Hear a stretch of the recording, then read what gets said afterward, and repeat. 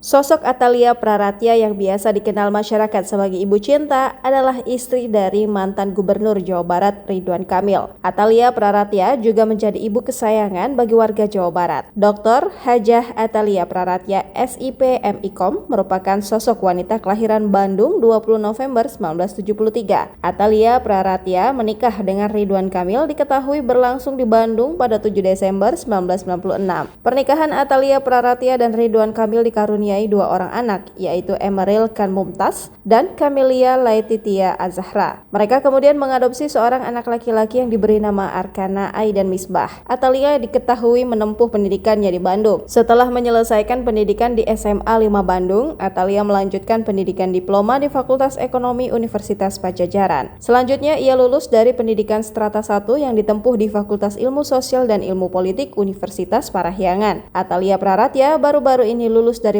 program Doktor Ilmu Komunikasi Universitas Padjadjaran dengan yudisium cum laude. Sidang promosi Dr. Atalia yang dipimpin langsung Rektor Unpad Profesor Rina Indiastuti dilaksanakan di Bali Sawala, Gedung Rektorat Unpad Jatinangor pada Senin 10 Oktober 2022 silam.